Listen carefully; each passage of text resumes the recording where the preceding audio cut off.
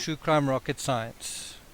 In a previous episode dealing with the 22 reasons, someone left a comment about the contention that if Bella's injuries to her mouth were caused by the side of the thief hatch, well then surely there would be DNA evidence left there. Surely there would be sort of blood traces and all that kind of thing.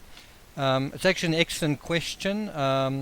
It's the sort of question that would have been raised by Watts' defense attorney. But it's also important to not just ask that question, but also provide an answer. So if you're going to make the contention that this injury to Bella would have been caused by that particular part of the oil tank, then you need to be able to defend that, and that's what this video is going to be all about.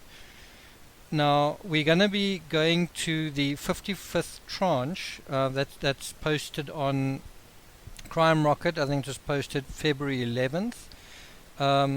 Basically what that refers to is when I was researching what became 10 books about the case, but through the course of doing this research I was sort of going through the discovery, and obviously there were some areas of the discovery that stood out and that one discovered, and then there were other parts that eluded you in the beginning, but that you sort of found your way to eventually, and the 55th tranche was one of these. So you can actually see kind of how long it took to actually to get there. It was posted February the 11th. It wasn't as though I sort of read the discovery and then abandoned it. It was a continuous process of finding things, posting them to Crime Rocket, continuing research, continuing to write books and so on.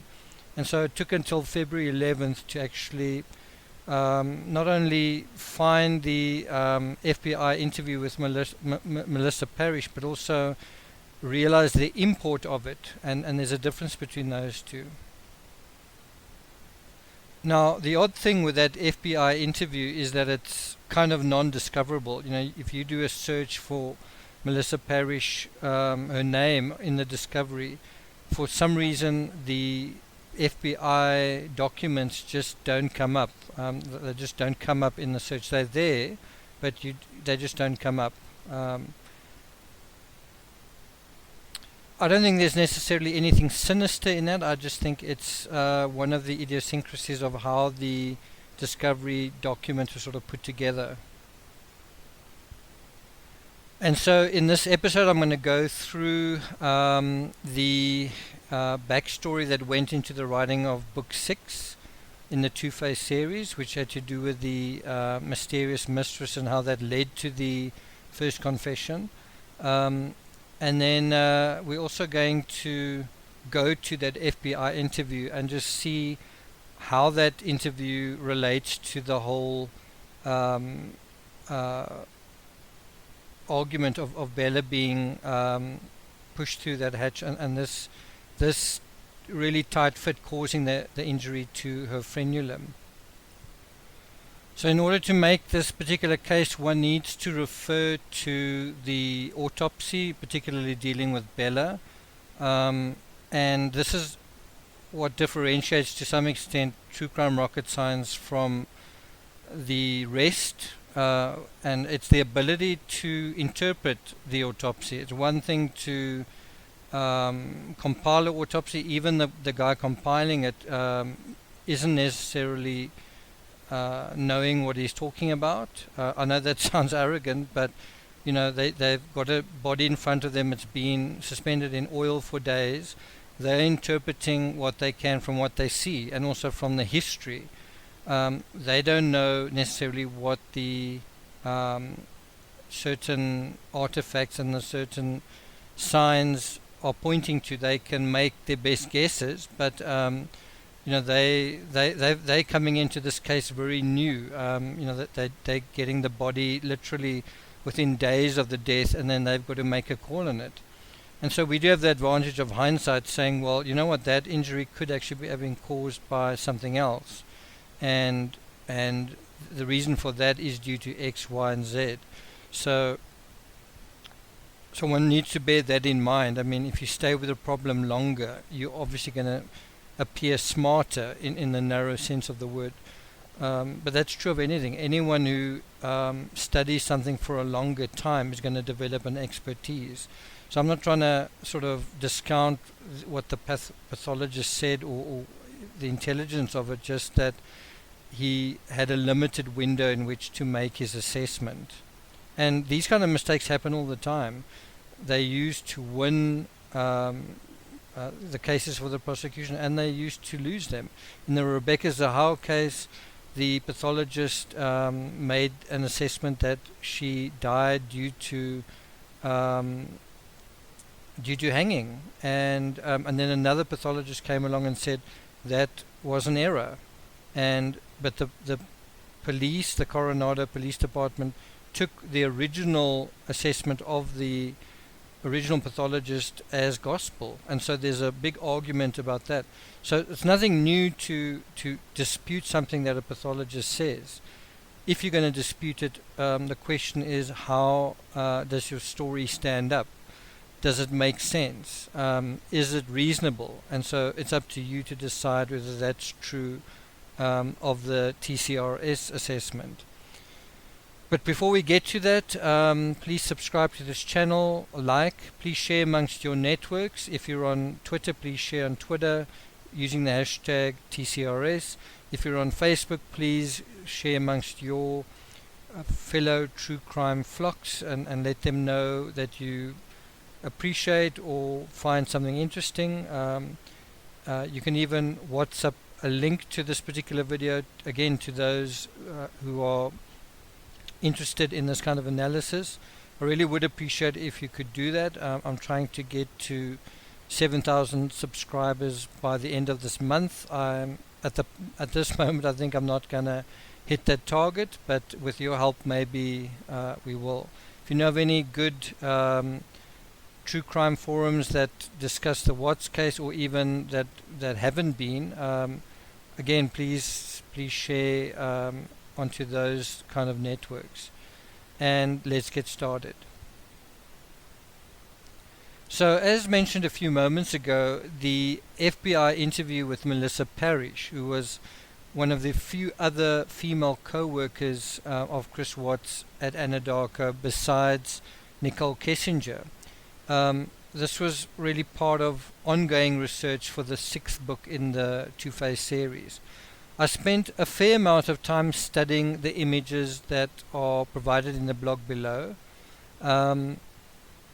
specifically the view of the crime scene photos in terms of the thief hatch. I really think it's one of the truly authentic crime scene photos in the entire Watts case. That image taken with a cell phone of the thief hatch open is a very gritty and very it's a really standout image, in the sense that it came very close to potentially showing what had happened to one of the members of the family, and where it happened, and even how it happened. And what had happened was the particular agent who took the photo was trying to see inside the hatch to see if there was someone inside, and they couldn't. They weren't allowed to use a typical flashlight for that, and so the agent used his phone, and the phone wasn't really able to penetrate the darkness within. But one wonders if he had some kind of a camera using a flash.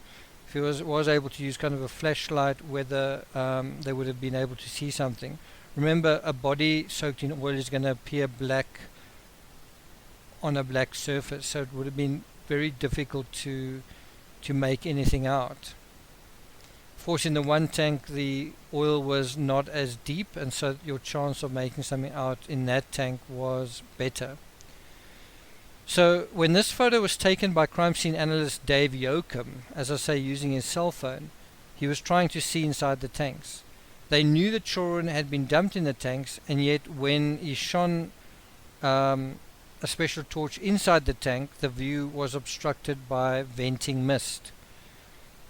And that's quite important to bear in mind, is that prior to them opening the hatch and prior to them sort of accessing the scene at close quarters, I think it was Water Supervisor Luke Eppel that actually vented the tanks. And by venting, what we mean is it's sort of a pressure release.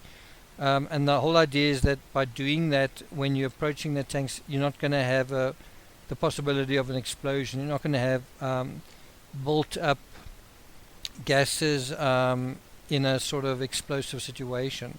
So by venting, you are mitigating that possibility. In line with this, there are also people who say that, you know, Chris Watts wanted to create an explosion at the well site and whatnot. Well, he vented at the well site. He activated a pressure release valve specifically to prevent an explosion. So, you know, people need to understand how these systems and how the whole infrastructure works. And those who are making these really bogus claims are sort of preying on the ignorance of their audiences.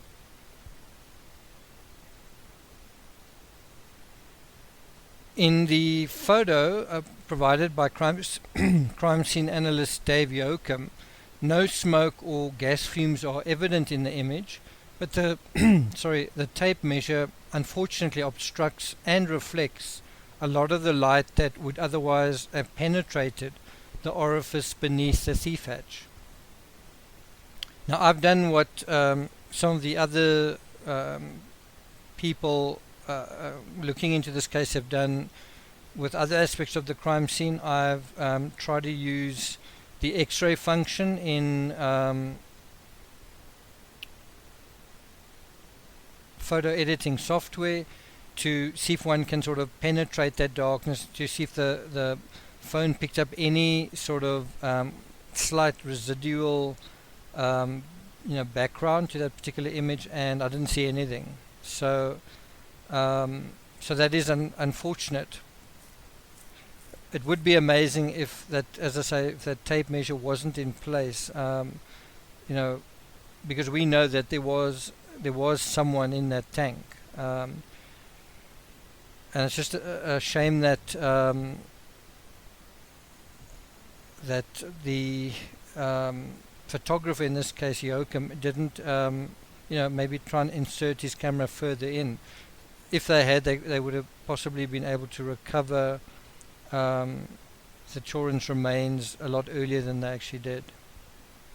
Besides looking at what you can't see and trying to find what you can't see, I was also looking very carefully at many of the surfaces around the hatch, around that sort of orifice, for traces of blood, hair fragments, fibers, or skin tissue. I mean, this, after all, is my contention. There's a strange flap of something at about 2 o'clock on the image. It could be a fragment of pajamas, but one would have thought they would have mentioned that. Or it just could be part of the thief hatch apparatus. It could be sort of a part of the original, perhaps, canvassing material. In a comment left on True Crime Rocket Science at the time by a commenter called Sylvester, who's still a very active member of the forum, I went to look at Melissa Parrish's comments about what's releasing the pressure valve on the tanks at Survey 319. This was on the Monday morning, early on the Monday morning. And this caused oil to spray out. Him releasing the pressure valve caused oil to sort of spurt out of the hatch. And it was Melissa Parrish. It was sort of the only woman on the crew who was not only surprised by this, but she was surprised by what's not bothering to clean up the mess he'd made.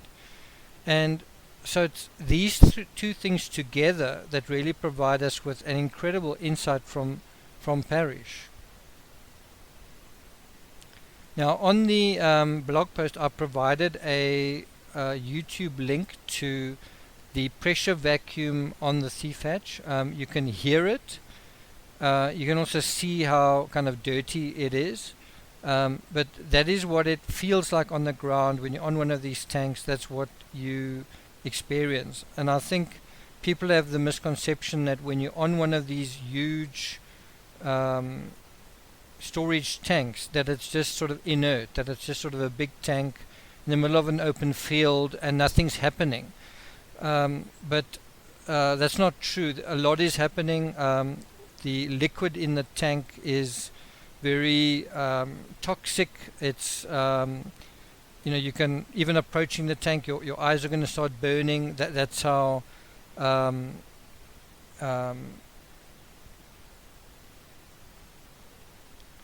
sort of corrosive these chemicals are. They're irritants to mucous membranes, and besides that, these chemicals are very, very hot. Some of them through their own kind of endomorphic processes, and some of it because it's summer and the tanks are in the sun in Colorado, in the middle of summer. But you should sort of think of it in the same way as you think of if you've ever put compost out, or if you've put a pile of leaves in your garden, or even mowed the lawn and put all the sort of grass that has been gathered up by a lawnmower into a pile. It creates its own sort of endothermic reaction. It sort of heats up just due to the processes of ordinary decomposition. It's that kind of thing. Bear in mind, oil is decomposed organic matter, but that process hasn't ended. It's still decomposing.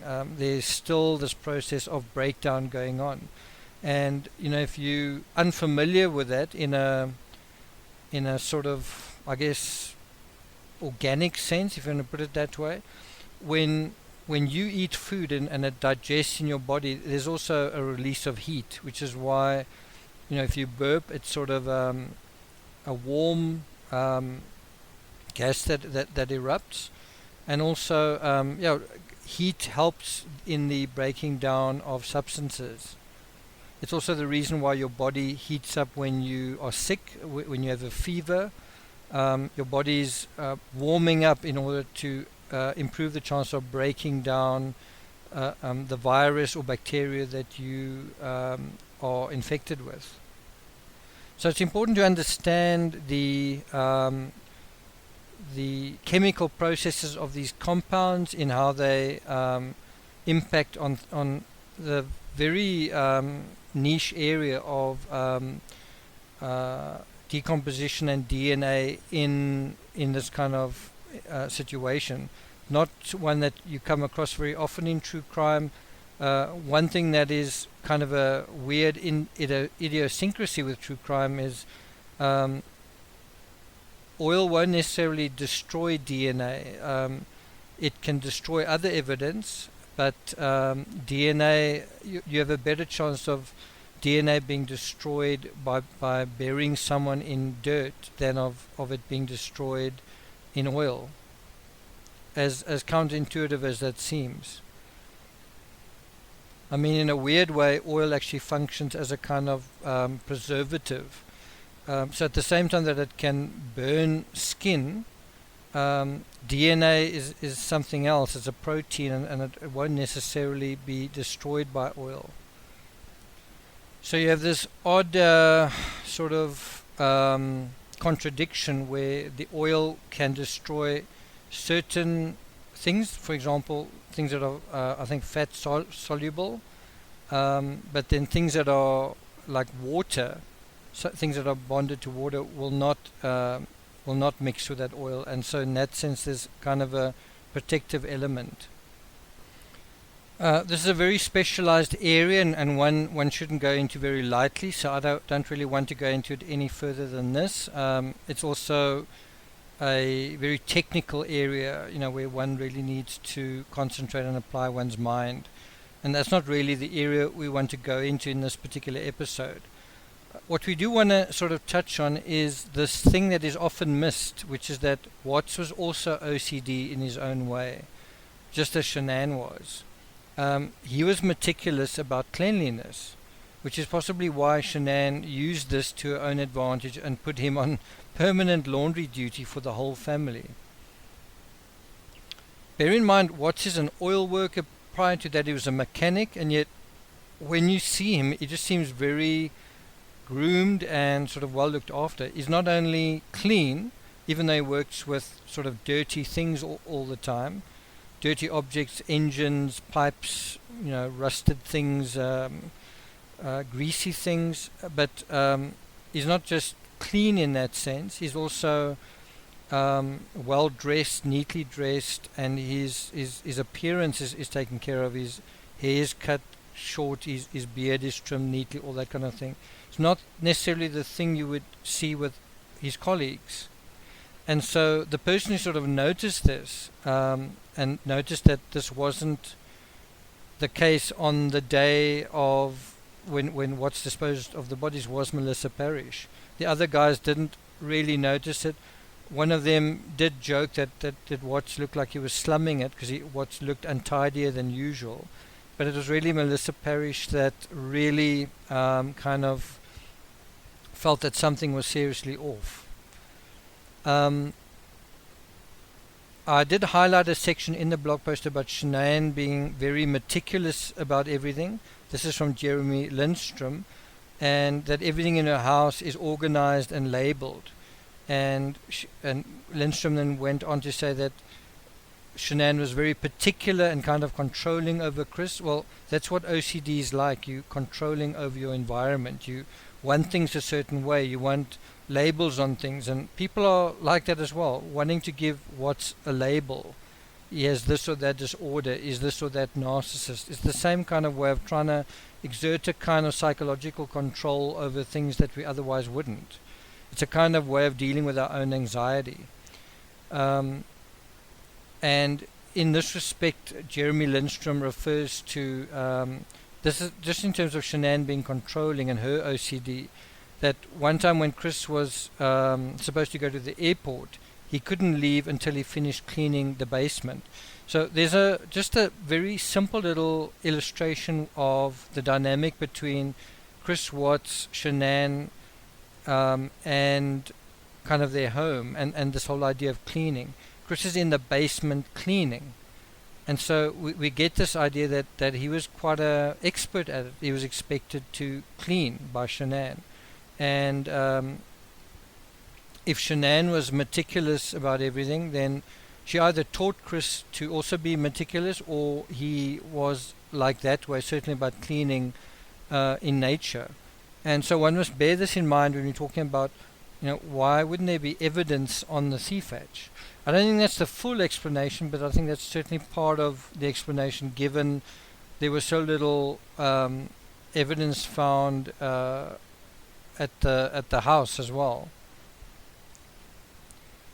I think Watts' emphasis on appearance is also perhaps why he appeared to like wearing matching outfits, and why think about what he was wearing on the Sermon on the Porch, a charcoal sort of shirt, charcoal trousers, dark shoes, right? And it's also why his well-groomed appearance played so well into the fairy tale aspect of this case in particular.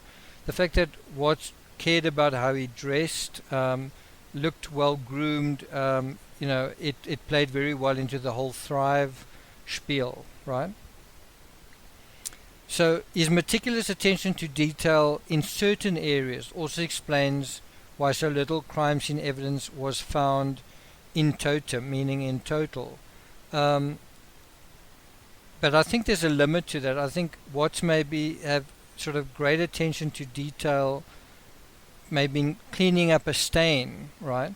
But in other areas, maybe he didn't have that great attention to detail. I mean, how does one explain him leaving the bed sheet, at the scene? I think one possible explanation for that is that the bed sheet smelled. Cadaver odor takes about 2 hours to form. Like I've said, I believe Shanann was killed very close to the time that she arrived home, which would have been very close to, if not slightly before 2 a.m. And so if he only buried her body at 5 a.m., that gave the sheet 3 hours to sort of sponge up and absorb not just cadaver traces, but also totally soak up that odor, that terrible odor of human decomposition and human death. And so Chris Watts wouldn't want to bring that odor back into his truck, right? And that's also, I think, the reason why he left the plastic bags there. The single biggest sort of clue and giveaway to that Chris Watts had done something would have been, I'm talking about if he left the well site. So he's disposed of the evidence, now he's leaving the well site. So the single biggest trace of evidence would have been the odor inside the truck. And so I'm sure that when he drove back home, he had the windows down the whole way, and he was trying to make sure that the truck was ventilated, and also that he would just throw out everything that had any kind of odor on them, which has included his own clothing. In this respect, the whole OCD argument, it may explain why him and Shanann got along in a certain sense in the first place, and perhaps why Watts quite uniquely understood and loved Shanann, and she him, certainly during the initial phase of their marriage. So if Watts was OCD in certain ways and Shanann was OCD in certain ways, I know a lot of people don't like to admit that about Shanann. They say, no, she didn't have OCD. A lot of people said that she did. She said that she did. Her friends like Nicole Atkinson said that she did. Her mother said that she did. Chris Watts said that she did. So I think it's fairly clear that she was, and her house looks like that. A lot of the police, when they entered, said, wow, this house is really neat. It really stood out. And so if Chris Watts was OCD in some way, I don't think he was nearly as OCD as Shanann, but I think he was OCD in some way. I think this allowed him not only to understand her, but also because he shared that trait in some sense, it wasn't going to be very hard for him if she wanted something done, for him to sort of see why she would want it done, and also understand why she would want it done a certain way. So in other words, they had that sort of OCD aspect in common, and maybe that's why they got along. But when one person is a really OCD, it eventually can get too much for anybody, no matter how understanding they are. It's just being controlling about everything, and being OCD about your own thing and sort of keeping that to yourself, or keeping that your own issue, that's fine. But when you impose it on someone else, that you want someone to be perfectly on time always, or whatever it is, it's a lot to ask. It's sort of imposing your own perfectionism on someone else, and that's actually never fair. It's fair to you, it's never going to be fair to the other person, and vice versa. Again, because of this clear pattern of OCD on Chris Watts' side, Melissa Parrish noticed, whoa, something is very off on that day of all days, this day that the police are at his home. Wow, why is he not OCD? Why is he not as conscious of cleanliness, and why is he not as meticulous about safety and about his work environment as he'd always been? Like as I mentioned earlier, Troy McCoy did make a similar observation, but it was kind of more general, and it was to do with Watts' appearance. McCoy in the discovery refers to Watts being usually a fairly decently dressed man, and I think what he means by that is in compared to everybody else, by comparison to his colleagues, perhaps even compared to McCoy himself. Watts is sort of like this bit of an enigma in that he's a oil worker, and he's not like a corporate dude.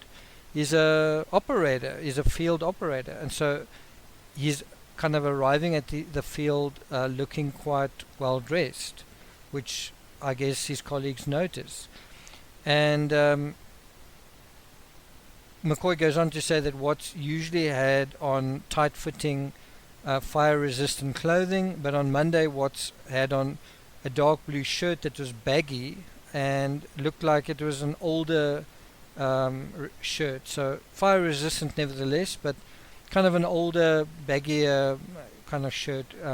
And maybe he hadn't seen it before, and he was just wondering why Watts would be wearing something like that when he had better clothing.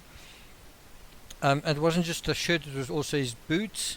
McCoy said that Watts had on a pair of boots which were older as well, like the shirt, and he thought it was strange at the time because he knew Watts had a newer pair of Red Wing boots, and that he'd been wearing recently. And that in itself is interesting, is that Watts bought these expensive boots recently. And the question is why? Was he trying to impress Kissinger, or while Shanann was away, did he make a couple of other expenditures, that he really wanted? What's the reason for that? McCoy also commented that Watts normally wore boots that had laces, and so the boots he had on then didn't.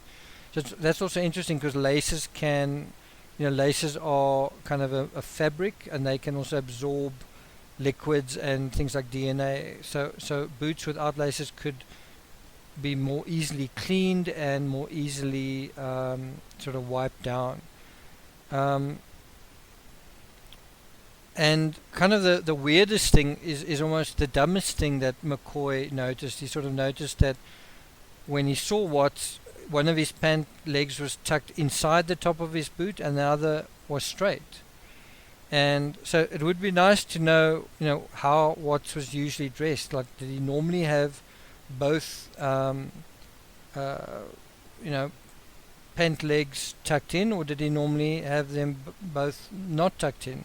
Now, one can almost imagine that he would normally not have them tucked in because of, first of all, it was hot. So, tucking in your trousers into your boots is going to make it even hotter in midsummer.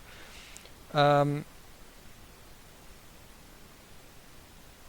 secondly, in a slight way, your trouser leg is in a way protecting the boot. You could argue it the other way around and say the boot is protecting the trouser leg, but if it's a kind of a new pair of boots, wouldn't you want the boots sort of protected from stains and things? The other argument is, on the scene, if it's the scene of the crime, wouldn't one prefer to have his trouser legs under the boots rather than what was perhaps usual on the outside? Again, for this reason of it absorbing potential fluids, whether saliva or blood or DNA or excrement or urine or any of those kind of fluids. And McCoy was so surprised at Watts's unusual appearance, and you can actually kind of see it in the Trinastage surveillance footage. You can actually see when he was walking out, that actually looks like even then he had, the one trouser leg in and the other one out. The one facing the camera is, I think it's the one facing the camera is tucked in, and the other one is out. And so, McCoy was so surprised by this that he was prompted to ask, what are you slumming at today? And Watts simply laughed in response. So McCoy said he didn't notice anything else besides Watts's appearance, and he said that Watts had a normal demeanor at the site. Okay, and then this brings us back to Melissa Parrish, and what we can see is clearly, this whole idea, if you're conscious about, think about someone who's clean all the time. They're conscious about dirt. They're conscious about cleaning up dirt. They're conscious about getting rid of dirt. And it's not just ordinary dirt. When you're an oil worker or mechanic, it's very kind of specific, very difficult to get rid of oil stains. It might be spots. It might be streaks. It might be all that kind of thing. And so think about how that translates to a crime, where instead of oil and grease and drops of transmission fluid and things like that, instead of these sort of black oily residues that are quite tough to get rid of, you are now facing things like blood, feces, urine, but probably more in his mind, the invisible evidence traces, things like DNA. And so he wants to get rid of that, and so one of the ways to get rid of that is through the dirt, in inverted commas, of the oil. Anywhere where you put oil or bleach onto DNA, it's going to either contaminate it or destroy it, especially in the case of bleach. So clearly the maneuver to vent the tanks was intended to contaminate and indeed eviscerate all traces of his daughters and himself on and around the hatch. Now, when we talk about venting the tanks, a couple of things are happening. There's kind of a gaseous venting. In other words, there's this blast of hot gas, and so what that would do is it would blow DNA traces back through the funnel of the thief hatch out into the atmosphere. So anything that's like touch DNA or fibers would be sort of made airborne, right? So there's the gas element, but then there's also the element of the oil literally binding to any of these things and then either contaminating it, or in some cases it would change these substances. So if you had a fiber that, say, was blue or something, it now would be stained black. If you had a hair, it could either be stained or it could be blasted away, or both, right? So it's all this kind of thing that is altering the what was left on the crime scene. In some of the footage of venting that I've come across, it literally sounds like a jet engine when this high pressure hot gas escapes out of these 8-inch holes. That's not an exaggeration. It's not just like a loud blast. It's a deafening high pressure sound that kind of sounds like a jet engine. It's really, really loud. And this gives one a sense of the potency of these industrial strength chemicals and the kind of thing that we're dealing with when we're talking about these tanks. And so in the original blog post I referred to the image photographed on the Tuesday night, which was the 14th of August, and it appears to indicate some of the residues of the spray that Watts deliberately discharged over his crime scene the previous day. It was the equivalent, as I say, of dumping bleach over a kill scene, just quicker and more effective.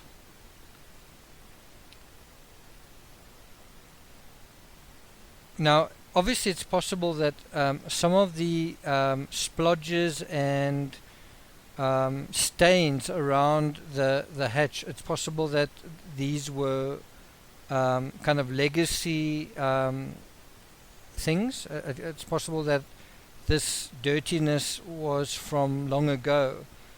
I'm not sure if that's true, though. I've got a feeling Anadarko would have liked their sites to be quite well maintained, quite clean, and it's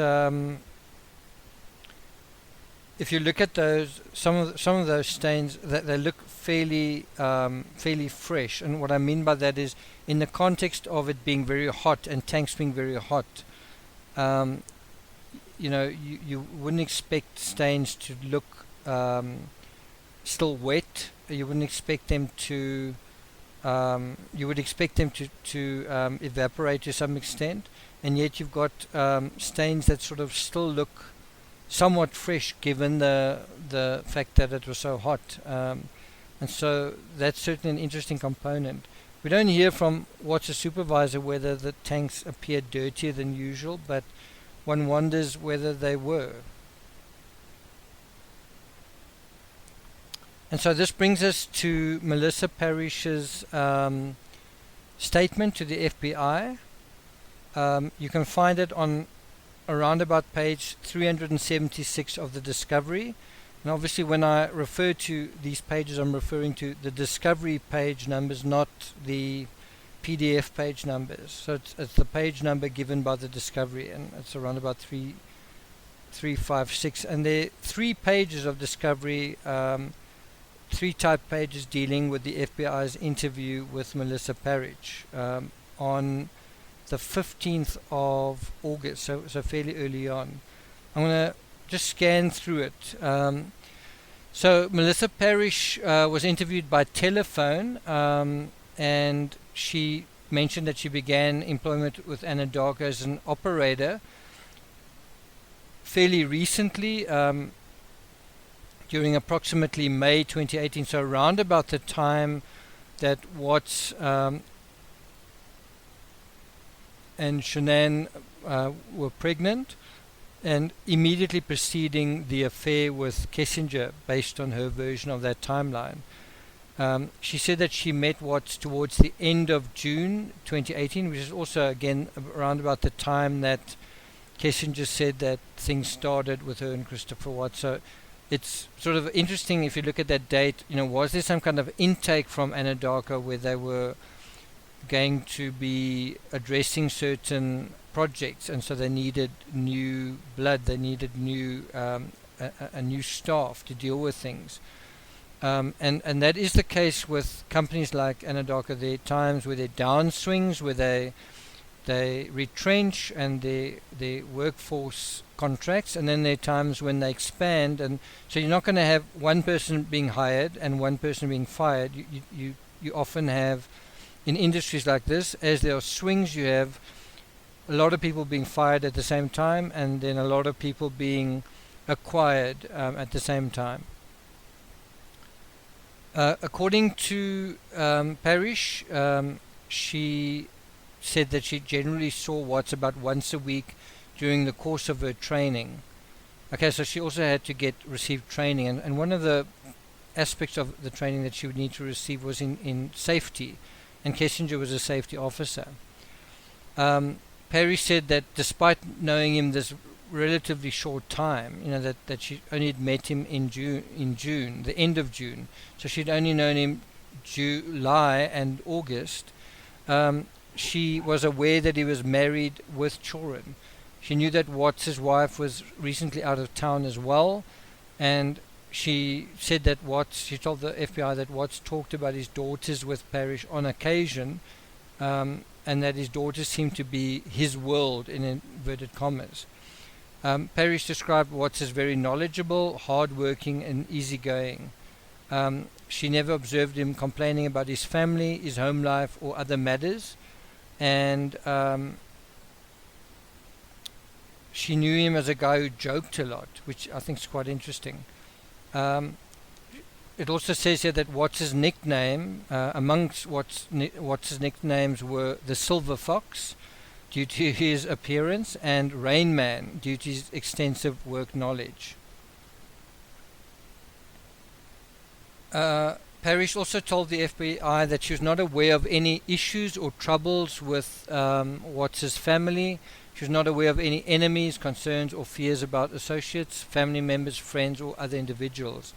It also appears that she wasn't aware of the fact that, so she knew quite a lot about Watts. She knew about his children and his wife, even that his wife was on a trip, but she didn't seem to be aware that Shanann was pregnant. And then we go to Parrish's account of Monday, August 13th. She was also assigned to work on Survey 319 with Chad Watts and Chad McNeil. Parrish and McNeil arrived at the Anadarko office at about 6 o'clock, and they left at around 7:45 or 8. So what's quite interesting is, on the Monday, 3 people were assigned to work on Survey 319, and 2 of them went to the Anadarko office first. So it seemed like it was quite clear 3 people were assigned to this task, and even though 3 people were assigned to the task, 2 of them didn't go straight to the well site that Monday. They first went to the office to be briefed, and then Watts wasn't there. Shouldn't Watts have been at the office as well to be briefed?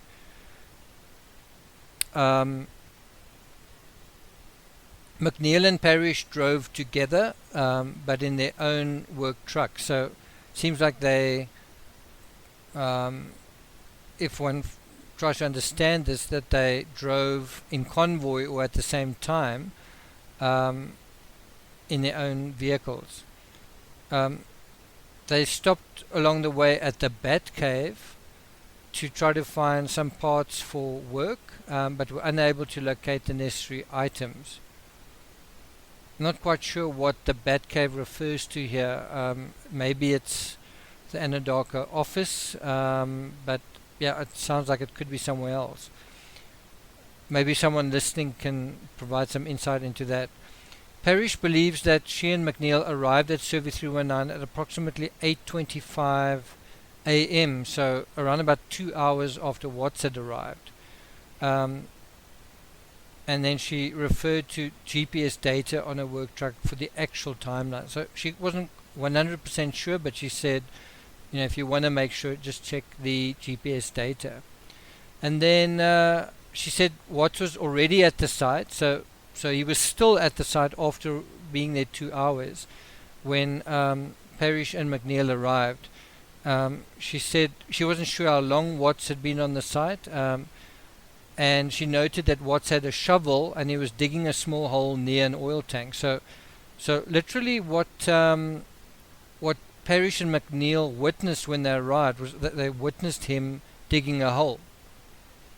Parrish believes the hole was approximately 1 foot wide and 6 to 8 inches deep. This was Parrish's first time at Survey 319, so if you were Watts, then it was kind of weird that Parrish was there to begin with, because she wasn't normally there. And also for this reason, Parrish wasn't really because it was her first time, how would she know what wasn't usual? The whole day was unusual because it was her first time. Watts apparently greeted everyone and explained what was going on with the equipment. Parrish said she didn't notice anything odd about his behavior specifically. She also said he didn't appear tired, as they hadn't slept, and he didn't appear different than normal. One wonders whether Watts was wearing Thrive patches then. Maybe they were giving him the energy and the mental alertness that he needed. Watts told Parrish that he went to a Colorado Rockies game, so it looks like he's trying to give himself some plausible deniability there. Because there was no need for him to really say that. And then he spoke about the walk-off home run as if to confirm that he was at the game because he knew what happened. Of course, we know that Watts was also checking his Twitter and liking posts, and that's also how he knew what happened in the game. Watts didn't describe his seats, who he was with, or any additional details.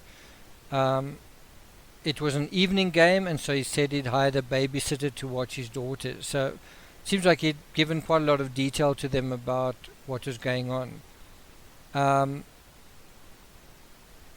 And yeah, according to Parrish, Watts didn't say much beyond these discussions. So he was literally just providing an alibi where he was, providing some reinforcement to that, and then that he got a babysitter, and so that's it. Then after some time at Survey 319, Watts, Parrish, McCoy and McNeil, so McCoy arrived a little bit late as well, they departed and went to a second site. And then at some point at the second site, Watts went to his truck to take a call. Watts didn't explain the content of the call to Parrish. So he's talked about the Rockies game and the babysitter and all sorts of things that are not particularly important. When he gets an important call from home, he doesn't say anything about it. When the police are calling him, he doesn't really say anything about it. Well, not to Parrish. Interestingly, Parrish noticed the bed of Watts' pickup truck was full of equipment, but she didn't observe the interior of the cab. So she does seem to be saying that the amount of equipment in the back of the truck seemed to be more than usual.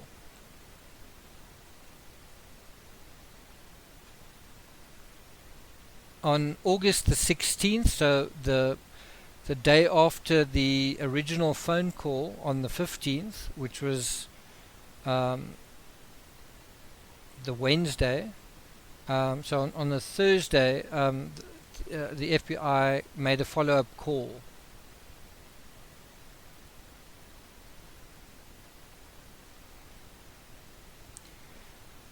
And in this follow-up call, Parrish was asked, had she ever seen Watts travel directly from his home to the oil field?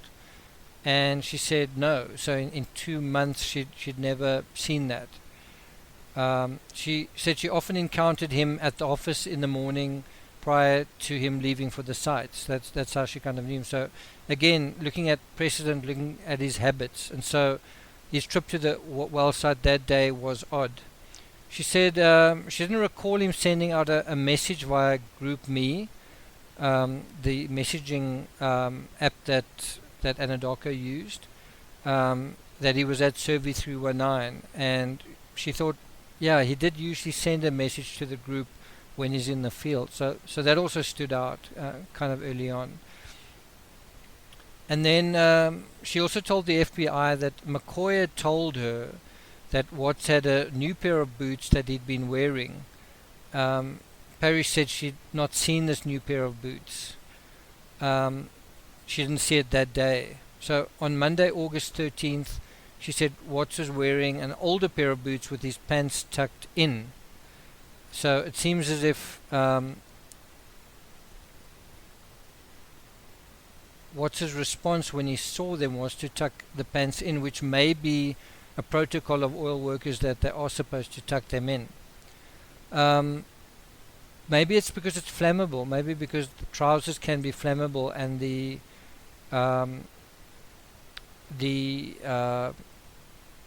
boots are supposed to close off the bottom of the trousers, which could catch on something or catch fire, and maybe that's a protocol of oil workers. I don't know, I'm just speculating, just based on this information.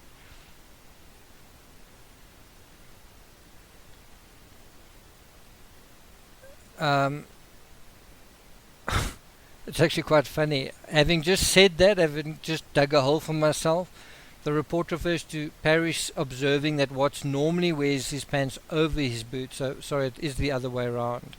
That was my impression as well, that Watts would normally wear his pants on the outside along with everybody else. And so what was unusual was that on that day, at least one trouser pant was under.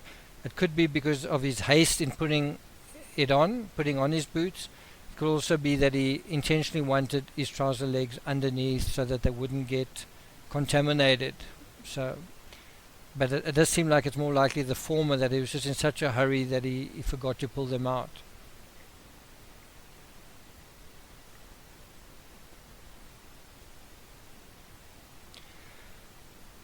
Parrish apparently asked Watts about this as well. It wasn't just McCoy.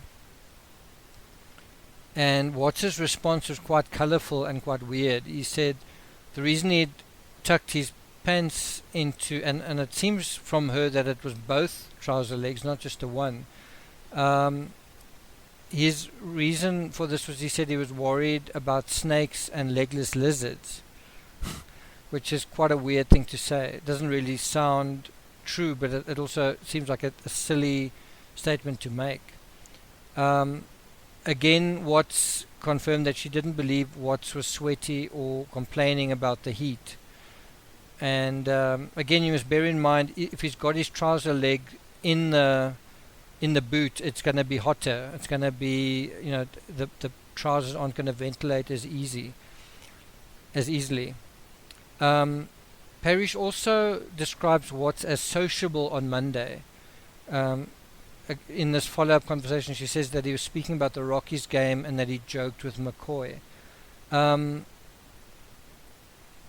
I think this is an important point to emphasize, is Trisnastich said the same thing, that Watts was also talking a lot on the Monday, and that he wasn't normally like that. We may get a sense watching the Sermon on the Porch of this guy talking, but what you don't realize is he tended not to say anything. He tended to be silent. So Watts being sociable was his way of seeming normal, right? For him, everyone else's normal is being sociable, and so Watts being sociable was appearing normal, except it wasn't how he normally appeared. And so you get the same thing with the FBI agents when he's talking and he's chatty. That is what's pretending to be a certain way when he's not that way at all.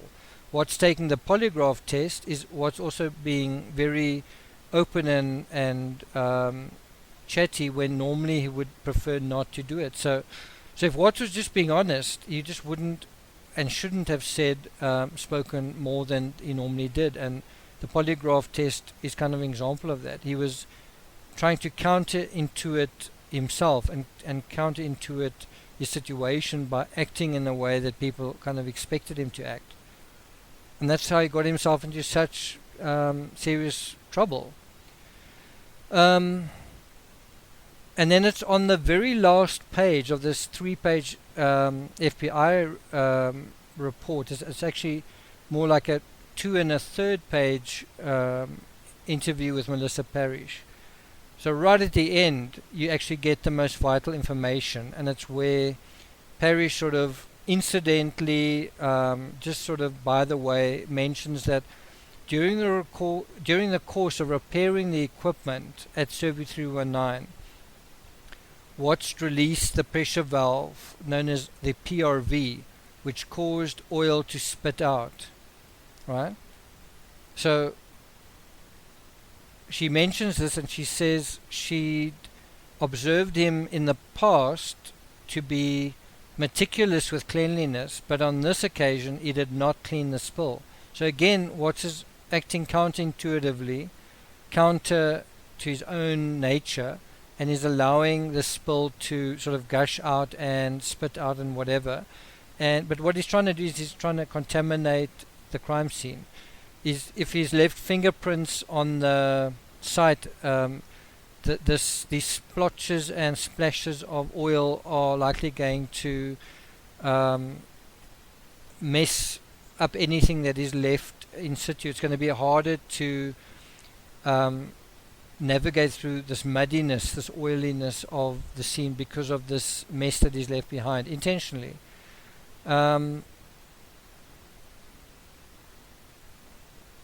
And so, interestingly, you have a situation where they all at Survey 319, Parrish and McNeil depart for a second site, while Watts remained at Survey 319. And then later in the day, Parrish went back to 319 to evaluate the equipment because repairs had not been fully completed. So you have them leave, right? Parrish and McNeil leave. Watts stays behind.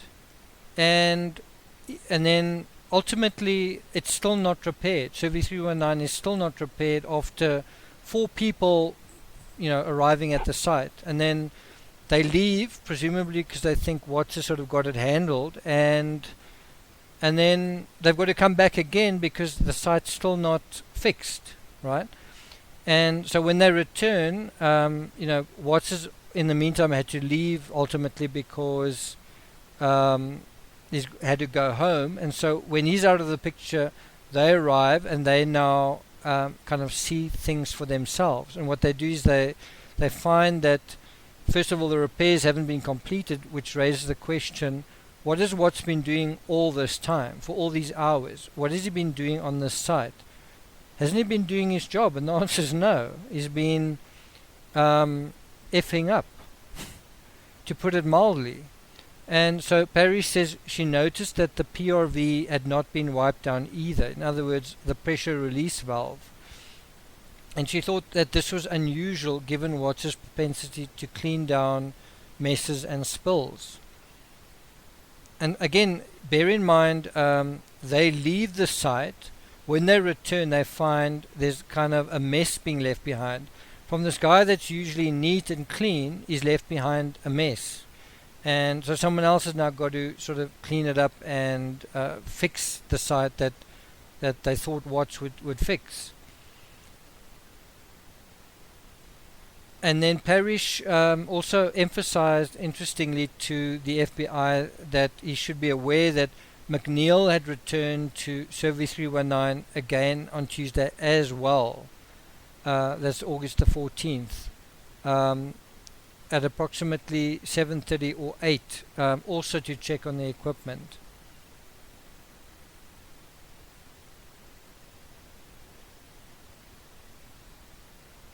Okay, and then so that ends the analysis. I've provided another YouTube link to a fracturing relief valve, which is an FRV. I'm not sure how similar this is to a pressure release valve, but you can check them both out on the blog post. But all of this was really just analysis that went into the ultimate research. That was book 6. And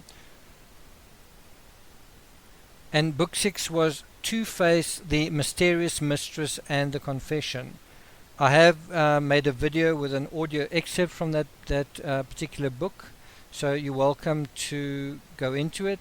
Book 6 was kind of about two aspects. It was about the mistress, but then it was also about how her testimony, how her interrogation, how those interviews played into the confession, not only the content of them, but also the timing of them, and not only hers, but also those of his other co-workers. So the whole idea was just to provide the mosaic of what was going on behind the scenes that helped law enforcement nail what as effectively as they did. And as I say, that's in book 6 in the Two-Face series. It's one of the harder books to write, also one of the longer books, and I think also one of the better books in the series. It was obviously written well after the discovery was published, and it was sort of well on the way to starting to piece together things that we haven't really seen in the media or even on YouTube, and this is an example of it. It was just one of the questions was, so if it's true that Bella was disposed of through the hatch, why wouldn't there be any evidence? And so this addressed that question. The other question has to do with Bella's autopsy report. I'm not going to go into it in detail here, but just very briefly, there are signs that the injuries she got were from being stomped on from above, and these include several Tardieu spots, which were produced on the scalp. Not going to go into too much detail, but there were superficial blood collections within the fascial planes, and the autopsy was careful to say that even though you had these Tardieu spots, you don't find contusions present. And I think the reason for that is you would have had contusions, you would have had your sort of typical petechial things if Bella was either alive or had just recently died. For example, if she died at the scene. But I think the Tardieu spots are there because she had been dead for many hours by the time she reached the well site. The autopsy also refers to the oral cavity in that the frenulum, Bella's frenulum is markedly disrupted, and that there were also pink-purple bruises and buccal mucosa present. And then he also mentions teeth impressions, but only superficial bite marks on the mucosal surface of the tongue. And so this stomping of a post-mortem wouldn't necessarily cause bleeding, but could cause post-mortem injuries. And nowhere is this stomping more clearly sketched than on the actual autopsy body diagram, where you can actually see sort of splotchy markings on the top of Bella's scalp, and then there's also on the side of her jaw, where in the beginning they thought there was a fracture to her jaw, but in the end they found that there was gas there, and obviously the tear to the frenulum. The autopsy is explicit in calling the trauma to the frenulum blunt force trauma. So whether you're going to imagine that it's a hand that is exerting extreme pressure on her mouth, or you're going to make the case that it's the side of the tank, it's nevertheless kind of a blunt object. And if you think of fingers over the mouth, pushing very hard, it's going to be an arc shape. It's going to be a rounded shape following the structure of the skull, right? And if it is the surface of the thief hatch, it's also going to be kind of a rounded surface, a slightly rounded surface.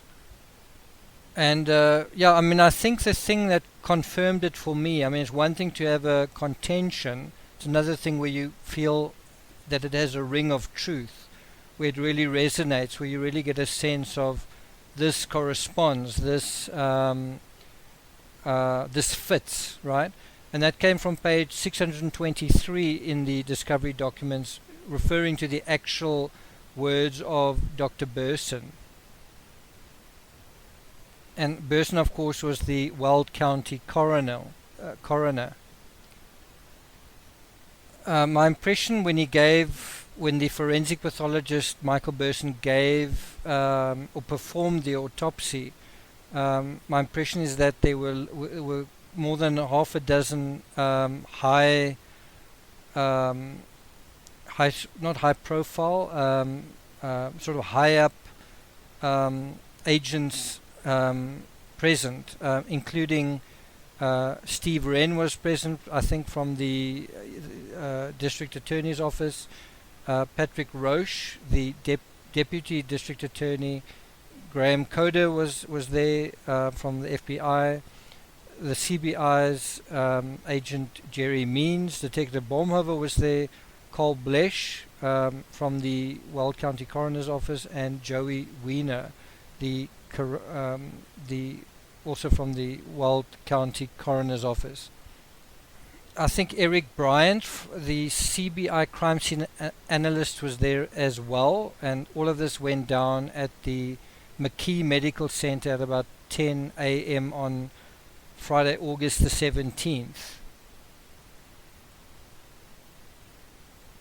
And so this examination went on in Loveland, Colorado. And it just seemed like by far the most, effort and observation and analysis and discussion went around Bella. It says a second autopsy was performed on Bella, and then it mentions that she had a large amount of skin slippage, but that she was specifically x-rayed. And she was x-rayed because there was a concern that she had a broken jaw. That was why they had an x-ray done. And the x-rays were sent to a radiologist at a children's hospital, but it was found not to be an actual fracture. So they found something on her jaw, bearing in mind that the oil has already caused slippage and has caused some mudding of what they're seeing. They can't quite see clearly what's going on there, which is why they do the x-ray. Then they also saw that Bella had scrapes on her buttocks, right? So nowhere in Chris Watts' version does he talk about he's sort of smothering Bella but she's getting scraped or she's falling. There's no sort of argument of her being dragged on the ground or something like that, or her running away. So how did she get these scrapes on her buttocks, right? And then it also refers to scrapes on the tops of her shoulders. Again, how could that happen? If you imagine what's smothering, how's she going to get scrapes on the tops of her shoulders? Scrapes, not bruises. There's a difference between scrapes and bruises. And then Burson pointed to other important findings. He referred to the frenulum, and this is the bottom line. And he said the gums and inner lip also seem to be bruised, right? So it's not just the frenulum that's torn, the gums and the inner lip are also bruised. So there seems a lot of trauma to Bella's body. It's the top of her head, the top of her shoulders, scrapes to her buttocks, and then so much around this particular side of her face. And so Burson basically provides the bottom line, and he says These injuries are consistent with hard downward pressure. And you can read it further and say, on her nose and mouth. Sure, yes, on her nose and mouth. But nevertheless, hard downward pressure. And he's right about that, but in him saying that her death was violent and that she struggled to get away, I think he's mistaking what happened through the thief hatch for that violence and the struggle to put her away, the struggle to push her through the hatch. And so that is the True Crime Rocket Science assessment of that and why it differs. In any event, thank you for listening. If you haven't already, please like, share, subscribe, leave a comment, and again, bear in mind all of this was just research going into the narrative that was Book 6, The Mysterious Mistress and the Confession. If you haven't read it already, if you've got a Kindle, please do read it. You might find it very interesting. Until next time, thank you for listening.